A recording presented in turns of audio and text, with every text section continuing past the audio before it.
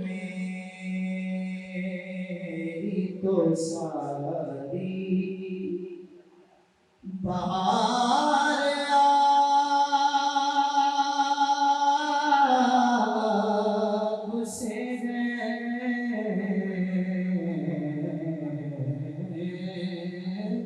حضور میری تو ساری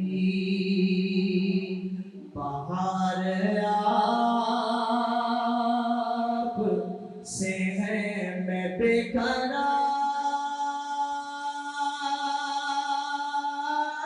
تھا، میرا قرار آپ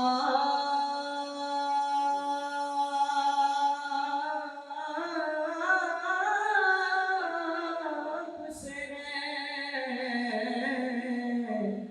حضور میری تو ساری هو الله الذي لا إله إلا هو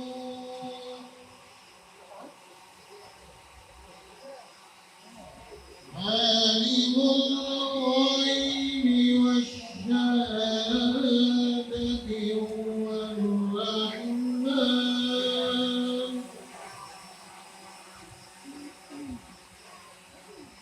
هو الرحمن الرحيم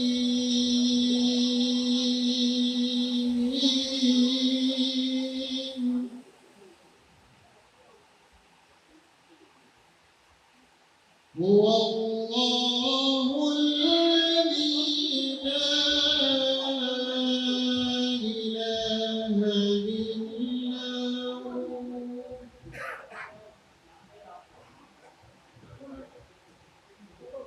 الملك القدوس السلام المؤمن المهيمن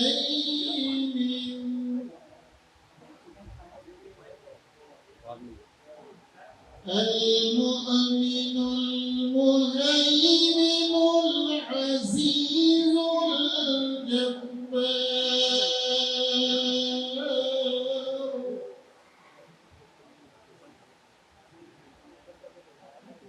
المؤمن المهيمن العزيز الجبار المتكبر سبحان الله عما يشركون سبحان الله عما يشركون صدق الله العظيم بڑی امید ہے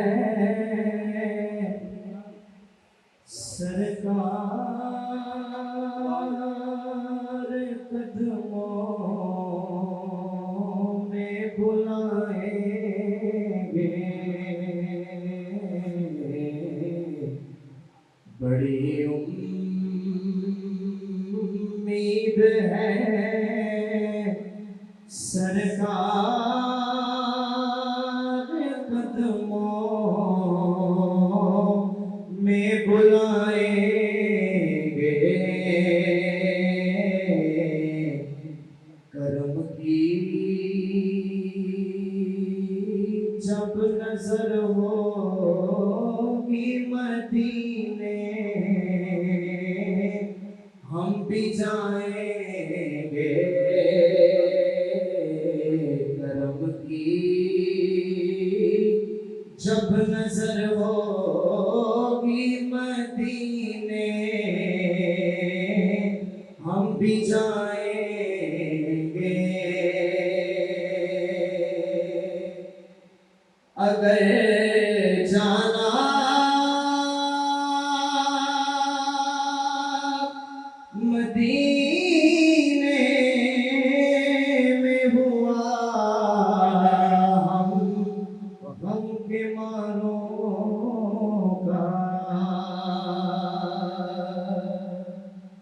اگر جانا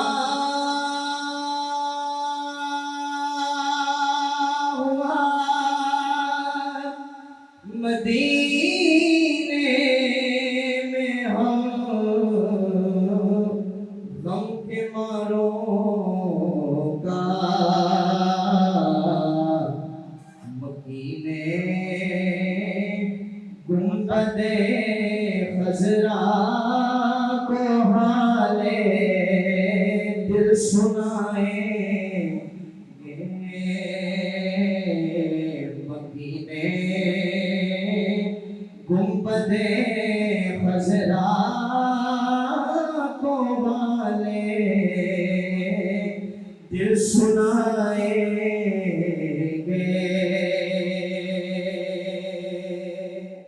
الکریم سٹی کی طرف سے اپنے معزز ہرد العزیز اور امت مسلمہ اہل سنت والجماعت کی دھڑکنوں کے دلوں کی دھڑکن اور پاکستان کے، میرے پاس الفاظ نہیں ہے کہ میں کس طرح سے ثاقب رضا مصطفی صاحب کو ذکر دوں، نام دوں، کہ اللہ تبارک و تعالیٰ نے ہمیں بڑی دیر بعد ایک ایسا مفکر دیا ہے کہ جو ہمارے آنے والی نسلوں کے دلوں میں جو گھر کرتے جا رہے ہیں۔ میرا ان سے پہلی دفعہ جب ملنے کا اتفاق ہوا تو chief of army staff general Qamar Javed Bajwa صاحب کے بیٹے کی شادی تھی۔ میرا ان سے پرانا تعلق تھا، دوستی تھی چیف صاحب کے ساتھ، تو جن کی بیٹی کے ساتھ شادی ہوئی تھی وہ بھی میرے دوست تھے، صابر بٹو صاحب۔ انہیں کے گھر میں بیٹھا تھا تو صابر بٹو صاحب نے میرا ان سے تعارف کرایا۔ تو جب پہلی دفعہ میرا تعارف ہوا تو یقین کر کے جانے، جب میں ان کو گلے ملا تو ایک ایسی روحانیت اور ایسا کرم، ایسا شفیق مجھے لگا کہ جیسے میں ایک آج کے ولی کے ساتھ مل رہا ہوں۔ تو یہ اللہ کا شکر ہے کہ میں آج کے دن اس ذات اقدس کا میرے پاس الفاظ نہیں ہے، اور اپنے رب کی بارگاہ میں شکر ادا کرتا ہوں کہ اللہ تیرے حبیب کے صدقے ثاقب مصطفی صاحب کی زندگی دراز کیجیے گا، اور ہماری آنے والی نسلوں کے دل کے اندر جو عشق مصطفیٰ کا چراغ یہ روشن کر رہے ہیں، جگہ جگہ، ڈگر ڈگر، گلی گلی، کوچے کوچے، پتہ نہیں کتنی مصروفیات ان کی ہوتی ہیں۔ اور میں سمجھتا ہوں کہ آج کے دور میں بہت مشکل ہے جس فتنے کے دور سے ہم گزر رہے ہیں۔ اور میں نے آج باقاعدہ ان سے گزارش بھی کی ہے کہ ہماری جتنی مساجد یہاں بننی ہیں وہ ساری ہم نے حضور بنا کے آپ کو دے دینی ہے، آپ ہی ہمارے آنے والی نسلوں کو سنواریں گے، اور وہاں پر آپ ہی کے آنے والی نسلیں جو ہماری ہوں گی وہ یہاں سے مستفید ہوں گی۔ تو الحمدللہ رب العالمین پہلی مسجد کا افتتاح انہوں نے کیا ہے، تو انشاءاللہ بہت جلد ہمارا اللہ کے گھر میں یقین ہے کہ ہم بہت جلد اس مسجد کو بھی سب سے پہلے کمپلیٹ کرنے جا رہے ہیں۔ تو میں اب خود ان سے ریکویسٹ کروں گا کہ وہ وہاں بیٹھے بیٹھے تشریف فرما ہوں، اور میں چاہوں گا کہ آپ سے وہ خطاب بھی کریں اور میرے نبی کریم صلی اللہ علیہ وآلہ وسلم کے بارے میں ان کی باتیں کچھ آپ سے ذکر کریں۔ والصلاة والسلام علی نبیہ وآلہ وصحبہ وبارک وسلم۔ حمد و صلاۃ کے بعد معزز محتشم مہمانان عالی مرتبہ، جیسا کہ آپ سب کے علم ہے کہ آج کی عقیدہ تقریب خضرا مسجد کے نام سے یہاں جو اللہ جل شانہ کی توفیق سے پہلا دینی مرکز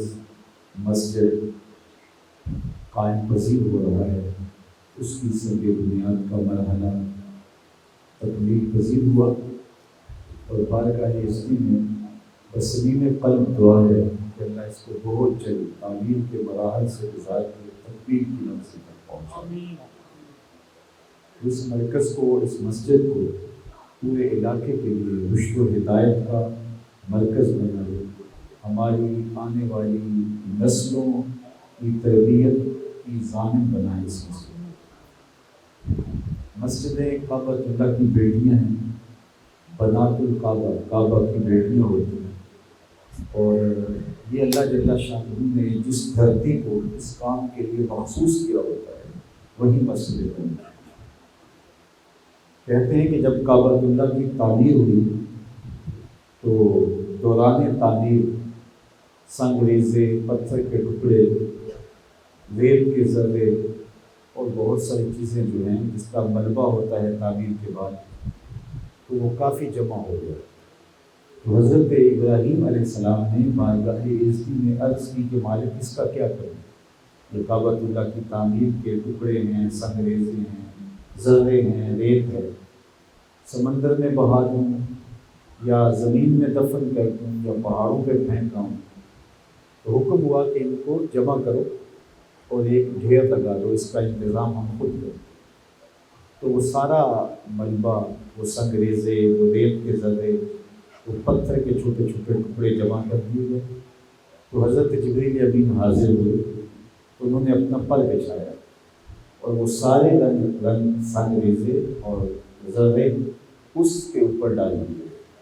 تو جبریل پھر ان کو لے کر کے اڑے، جب افق کے برابر ہوئے تو انہوں نے پر کو جھٹک دیا، تو وہ سنگ ریزے، وہ ٹکڑے اور وہ ریت کے ذرے پوری دنیا کے اوپر بکھر گئے۔ کہتے ہیں جہاں جہاں کوئی سنگ ریزہ گرا وہاں وہاں مسجد بنی۔ تو شاید یہاں بھی کوئی خوبصورت پتھر گرا تھا، ہمیں نہیں معلوم، لوگوں کو معلوم نہیں تھا۔ تو اس سوسائٹی کے اندر 5 جگہ، 4 جگہ یا 6 جگہ، جتنی جگہ وہ ذرے گرے وہاں وہاں مسجد بنی۔ جہاں ذرا بڑا سنگ ریزہ گرا تھا وہاں بڑی بنے گی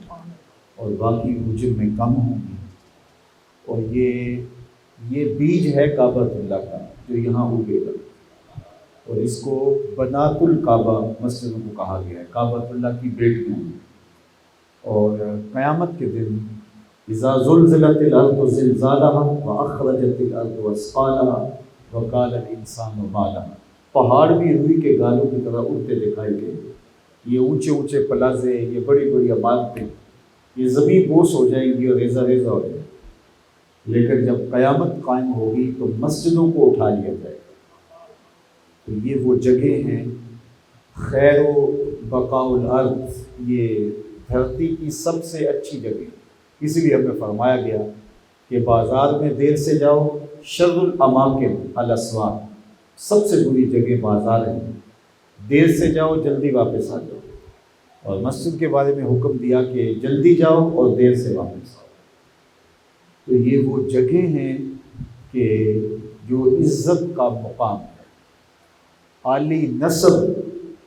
اور بہت اونچا، انتہائی نظیف اور ستھرا گھر بھی بنا ہو، تو وہ شاہی محل کیوں نہ ہو، تو اس کے اندر بھی آپ جوتوں سمیت جاتے ہیں۔ لیکن یہ وہ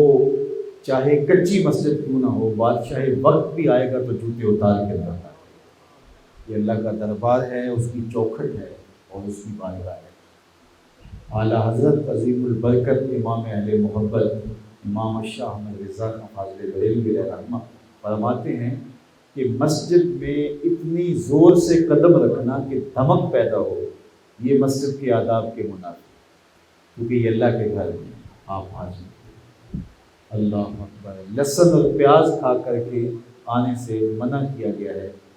کیونکہ یہ مسجد کا تقدس ہے۔ فرمایا اس کو سفید لباس سے زینت دو۔ اور یہ آسودہ جگہ ہیں اور خوش نصیب ہیں وہ لوگ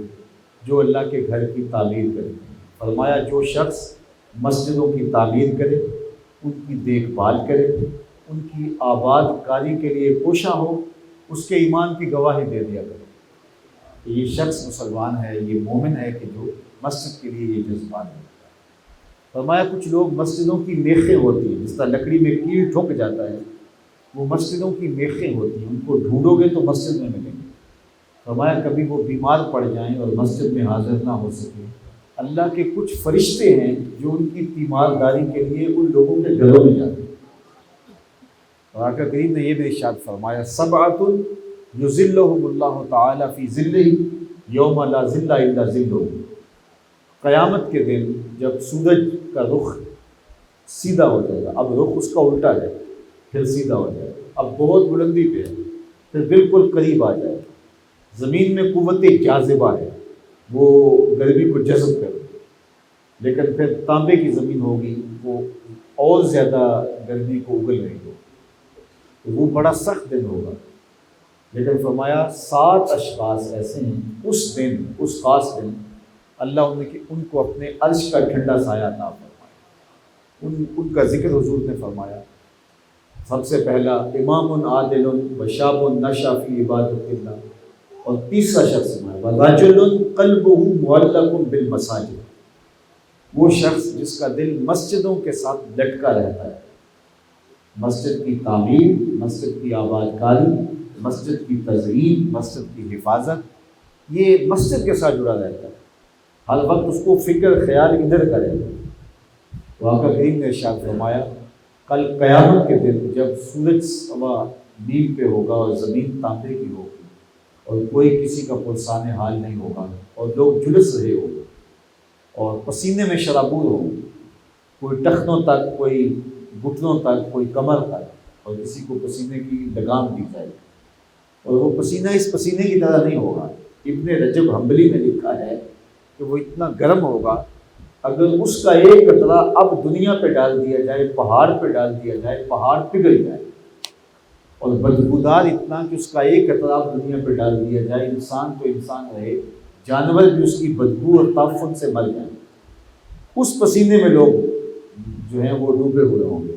لیکن 7 اشخاص ایسے ہوں گے جن کو اللہ اپنے عرش کا ٹھنڈا سایہ دے گا، ان میں سے ایک شخص جس کا دل مسجد کے ساتھ لٹکا ہوا ہے، مسجد کے ساتھ جس کا دل وابستہ ہے، جڑا ہوا ہے، تو خوش نصیب ہے وہ شخص جو اللہ کے پاکیزہ گھر کی تعمیر کرتا ہے، اور جس کو اللہ توفیق دے کہ بہت بڑی مسجد تعمیر کر دے، اس کی تزئین کرے، اور سوسائٹی میں، محلے میں، علاقے میں سب گھروں سے بڑا گھر اللہ کا ہو۔ ایک زمانہ ہوتا تھا کہ لوگ مسجد کی چھت سے اونچا چھت نہیں رکھتے تھے، اور آج میں سمجھتا ہوں کہ سوسائٹیز کے اندر، میں بھی یہاں اجرا والا کینٹ میں جو ہماری محمدی مسجد ہے، تو وہ اتنی خوبصورت بنائی گئی ہے، ملائیشیا سے ایک نقشہ ہم لے کر آئے تھے وہاں، تو جب ہم داخل ہوتے ہیں تو میں نے کہا کہ پورے ٹینٹ کے اندر ایسی کوئی عمارت نہیں ہے، تو گویا یہ ٹینٹ کے ماتھے کا جھومر ہے۔ تو سوسائٹیوں کے اندر بھی سب سے خوبصورت عمارت اور سب سے نمایاں اور بڑی عمارت مساجد کی ہو، تو یہ اللہ کی خوشنودی کا سبب اور ذریعہ ہے۔ تو فرمایا کہ اللہ اس کو اپنے عرش کا ٹھنڈا سایہ عطا فرمائے گا، اس کو اپنی رحمتوں کا حصہ دے گا۔ اچھا، بڑی مسجد جس نے تعمیر کی، جو بہت بڑی ہے، عالی شان ہے، اس کو تو اجر ملے گا ہی ملے گا، لیکن حدیث پاک میں ہے کہ جس نے چیل کے گھونسلے کے برابر یا تتر کے گھونسلے کے برابر، اور یہ پوری اینٹ کا بھی نہیں ہوتا، آدھی اینٹ کا ہوتا ہے، جس نے تتر کے یا بٹیر کے گھونسلے کے برابر، قطعات کے لفظ موجود ہیں، چھوٹا سا یعنی آدھی اینٹ کے برابر بھی مسجد کی تعمیر کی، اللہ اس کا محل بھی جنت میں بنائے گا۔ جس نے تو پوری مسجد تعمیر کر دی، اب ہر بندہ تو تعمیر نہیں کر سکتا، یہ تو اللہ نے جس کو، جو اہل خیر ہیں، جن کے پاس بہت ساری دولت ہے، وہی کر پائیں گے، اور جن لوگوں نے، جن اہل خیر لوگوں نے دین کے کام کیے ہیں، تاریخ ان کی بھی گواہ ہے۔ یہ جو مسجد قرطبہ بنی ہے، جو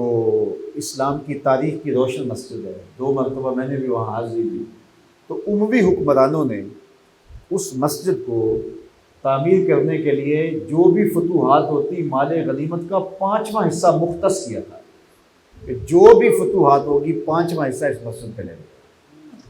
اور اب تو وہ سکڑ گئی ہے، لیکن اس زمانے کے اندر اس کا جو ایریا تھا وہ 10 مربع کلومیٹر پہ تھا، 10 مربع کلومیٹر پہ پھیلی ہوئی مسجد تھی، اب رہ گیا ہے۔ اور جو مسقف ایریا ہے، یعنی اس کا جو ہال ہے، وہ 1400 ستونوں پر مشتمل ہے، اس کا صرف ایک ہال 1400 ستونوں پر۔ اقبال نے اس کے لیے کہا تھا، مسجد کرتبہ میں اقبال کی طویل نظم ہے، مسجد کرتبہ نا عنوان بھی ہے، اس میں کہا تھا کہ تیرا وجود مردان خدا کی دلیل، وہ اللہ کے وہ بندے تھے جس نے تعمیر کیا، بندے چلے جاتے ہیں، نام باقی رہتا ہے، ہم چلے جائیں گے، جو مسجد تعمیر کر کے وہ صدقہ جاریہ باقی رہے گا۔ تو اقبال نے کہا تھا تیرا وجود مردان خدا کی دلیل، وہ بھی جلیل و جمیل، تو بھی جلیل و جمیل۔ اور پھر آگے کہا کہ تیری بنا پائیدار، تیرے ستون بے شمار، تیری بنا پائیدار، تیرے ستون بے شمار، شام کے صحرا میں جیسے ہجوم نخیل، جیسا شام کے صحرا کے اندر کھجوروں کے درخت ہوں ایسے تیرے ستون دکھائی دیتے۔ 10,000 جو ہے واش روم تھے اس مسجد کے ساتھ، اتنی بڑی مسجد تھی، اور انہوں نے بہت بڑا کام کیا۔ اس کا اور بھی جب اس نے ہارون الرشید نے ملکہ زبیدہ کے ساتھ نکاح کرنا چاہا تو یہ انتہائی خوبرو خاتون تھی اور نیک اور پارسا بھی تھی، تو اس نے پیغام بھیجا کہ میں تمہارے ساتھ نکاح کرنا چاہتا ہوں۔ تو اس نے کہا کہ میرا حق میں دے لو گے؟ تو اس نے کہا میں بادشاہ ہوں۔ تو آپ کیا بول رہے ہیں؟ اس نے کہا میرا بہت بڑا حق میں ہوگا۔ اس نے کہا بتائیے؟ اس نے کہا یہاں بغداد سے نہر کھودیں گے اور میدان عرفات اور منا تک جائے، یہ جو نہر زبیدہ ہے۔ تو اس نے کہا ٹھیک ہے، جتنا خرچ آتا ہے۔ تو یہ حق مہر تھا زبیدہ کا، اور یہاں سے راستے میں سنگلاخ پہاڑ بھی آتے تھے، تو یہاں بغداد سے نہر کھودی گئی اور دجلہ سے پانی جو ہے وہ حاجیوں کے لیے وہاں میدان عرفات میں پہنچایا گیا۔ اللہ اکبر! آج بھی اس کے نشانات نہر زبیدہ کے، حج جب آپ جائیں تو اس کو دیکھ سکتے ہیں۔ اور جب ایک عرصہ لگا اور اس کے لیے کتنی مشینری اس دور کی ضرورت ہوئی، پھر جب پانی چھوڑا گیا تو اس افتتاحی موقع پر ملکہ زبیدہ کھڑی تھی، تو جو اس وقت انجینئر تھے انہوں نے سارے کاغذات جس پہ حساب کتاب تھا ملکہ زبیدہ کو پیش کیا،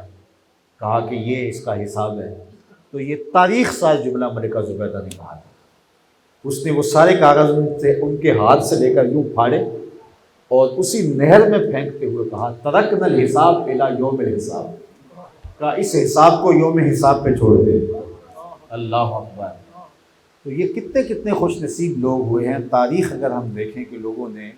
ایسے لوگ بھی جنہوں نے اپنے اتنے بڑے محل بنائے اور پھر ان کا نام و نشان بھی جو ہے وہ باقی نہیں رہا۔ ایسے محلات میں دیکھیں 360 کمرے تھے کہ ہر دن بادشاہ ایک کمرے میں رہتا۔ یہ ناپولی کے اندر جو محل ہے 360 کمرے، لیکن آج وہاں اردو بول رہے تھے۔ لیکن یہ مسجدیں قیامت تک آباد رہتی ہیں، ان سے نور پھوٹتا ہے، ان سے ضیائیں نکلتی ہیں، اور یہ نشان عزتوں کا، وقار کا، اور جب تک اس کے فرش پہ سجدے ہوتے رہیں گے، جس شخص نے مسجد تعمیر کی اس کے نامہ اعمال کے اندر ثواب درج ہوتا ہے۔ تو خوش نصیب لوگوں نے جو ہے وہ اپنا مال اس راستے میں خرچ کیا اور مساجد تعمیر کی۔ جس طرح آپ یہاں کھڑے ہوتے ہیں اور شام کو جب سورج ڈوب جاتا ہے اور آسمان کی طرف دیکھتے ہیں تو آپ کو جگہ جگہ ستارے چمکتے دکھائی دیتے ہیں، اسی طرح آسمان والے جب اوپر سے دیکھتے ہیں تو انہیں ستاروں کی طرح مسجدیں چمکتی دکھائی دیتی ہیں۔ یہ زمین کے ستارے ہیں، یہ زمین کی روشنی ہے، اور آسمان والے ان روشنی کو دیکھتے ہیں۔ ہم سمجھتے ہیں آسمان چمک رہا ہے اور وہ دیکھتے ہیں زمین چمک رہی ہے، اور یہ مسجدوں کے نام سے۔ تو میں آپ سارے لوگوں کی آمین کے ساتھ، محترم چوہان صاحب، ان کی پوری فیملی کے لیے اور ان کے ساتھ جڑے ہوئے تمام لوگوں کے لیے دعا کرتا ہوں کہ انہوں نے جس کار خیر کا آغاز کیا وہ دن بھی اللہ میں نصیب فرمائے۔ آج تو ہم سنگ بنیاد رکھ رہے ہیں، اور وہ دن بھی اللہ نصیب فرمائے کہ اس کے افتتاح کے مناظر ہوں۔ اور آج یہاں گفتگو کی جا رہی ہے، کل ہم خوبصورت مسجد میں بیٹھ کر کے اس کے افتتاح تقریب میں حاضر ہوں، اور یہ پوری سوسائٹی اپنی تمام تر صوری اور معنوی حسن کے ساتھ موجود ہو، اور مسجدوں کے میناروں سے درود کی آوازیں بھی آ رہی ہوں اور اذان کی آوازیں بھی آ رہی ہوں، اور حضور کے مبارک نام کی اور قرآن مجید کی تلاوت کی آوازیں بھی آ رہی ہوں، اور چراغاں ہوں، روشنیاں ہوں، اجالے ہوں، نور و نکھر پھیل رہے ہوں۔ اللہ تعالیٰ جل شانہ اس کی برکتیں انہیں، ان کے خاندان کو نصیب فرمائے، اور اللہ ان کی نسلوں کو شاداب رکھے، خوشحال رکھے۔ آپ سب لوگوں کو یہاں سے اٹھنے سے پہلے اس تقریب کی برکتیں عطا فرمائے، اور اللہ مجھے بھی اور آپ کو بھی ساری زندگی حضور کے نام لگانے کی توفیق۔ یہ کچھ بھی نہیں ہے، سب کچھ بکھر جانے والا خواب ہے، کچھ بھی۔ اللہم ان العیش عیش الاخرہ فاغفر للانصار والمہاجرین جب خندق کھودتے صحابہ کو دیکھا اور پیار آیا تو یہی کہا اللہ زندگی تو آخرت کی، میرے انصار کو بھی بخش دے، میرے مہاجروں کو بھی بخش دے۔ تو اللہ ہم سب کی آخرت ٹھیک کر دے، دنیا میں بھی اللہ عزت اور سرخروئی دے، لیکن سب سے اہم شے ہے کہ ہماری آخرت اچھی ہو، اور اللہ تعالی ہماری نسلوں کو صالحیت کا نور عطا کرے۔ اس وقت ہماری جو نسل، یہ جو تازہ مردم شماری ہوئی ہے، اس مردم شماری کے اندر جو بتایا گیا ہے کہ 1,80,00,000 کے قریب 18 سے 22 سال کی عمر کے نوجوان، اتنی بڑی ہمارے پاس یوتھ ہے، لیکن یہ یوتھ کر کیا رہی ہے؟ میں اس نعمت المبارک کو کہہ رہا تھا کہ ہم چاہتے تھے یہ نسل جوان ہوگی تو امت کی نشت ہوگی، اور یہ نسل جوان ہوئی تو ساری ساری رات جو ہے وہ سوشل میڈیا پہ بیٹھے رہے،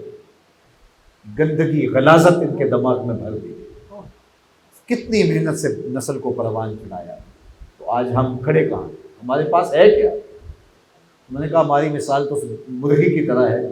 جس کے نیچے انڈے ڈالے جاتے ہیں، اور بطخ کے انڈے بھی مرغی کے نیچے ڈالے جاتے ہیں، چونکہ جو بطخ ہے وہ کڑک نہیں بیٹھتی، مرغی کے نیچے اس کے انڈے ڈالے جاتے ہیں،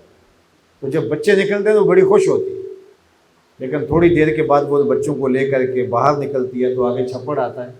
تو سارے بچے چھپڑ میں چھلانگیں لگا دیتے ہیں اور وہ کنارے پہ بیٹھ کے کڑ کڑ کرتے رہتے ہیں۔ تو ہمارے ساتھ یہی ہوا کہ ہماری نسل، پہلے مسلمانوں کے ذہین ترین بچے اغوا کیے جاتے تھے، آپ تاریخ پڑھیں، اور اب ان کے جسم اغوا نہیں کیے جاتے، ان کے دماغ اغوا کیے جاتے ہیں، اور بد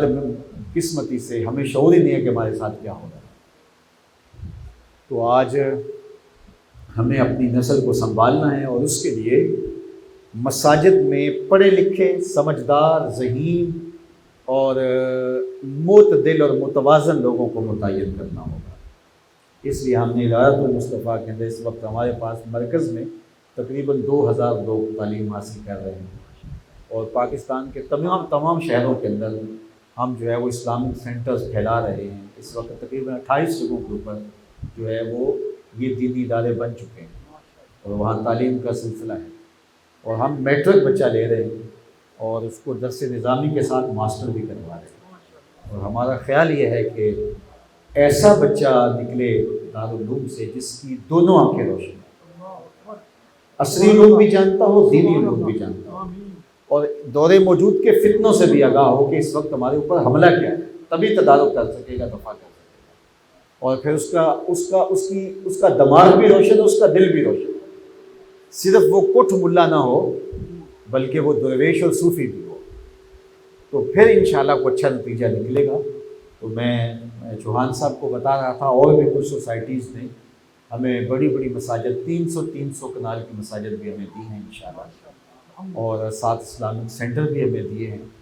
اور انشاءاللہ جس طرح انہوں نے ہمارے توقع رکھی ہے، انشاءاللہ ہم بہترین لوگ آپ کو دیں گے، اور یہاں لوگ جو آباد ہوں گے، مجھے امید ہے کہ ان کی نسلیں ہمیں دعائیں دیں گی انشاءاللہ، اور انہیں بھی دعائیں دے گی کہ آپ نے جو ہے وہ ان کے لیے ایک اچھا نظام وضع کیا۔ تو نظام المساجد بھی انشاءاللہ ہم وضع کر رہے ہیں، باقاعدہ ہمارے ہاں آئمہ کا تربیتی کورس ڈیزائن کیا گیا ہے، اور پھر وہ کچھ عرصے کے بعد وہ کورس کرتے رہیں گے کہ دنیا کے اندر کیا رجحانات تبدیل ہو رہے ہیں، اور زمانے کے نفسیات کیا ہیں، مختلف عمر کے لوگوں کے نفسیات کیا ہیں، ان کو کس طرح آپ نے جو ہے وہ دینی تعلیم دینی ہے۔ انشاءاللہ اللہ نے چاہا تو جب اس مرحلے پر ہم پہنچیں گے تو یقیناً ہم آپ کی دعائیں لیں گے، اور یہ بھی آپ کی دعائیں لیں گے۔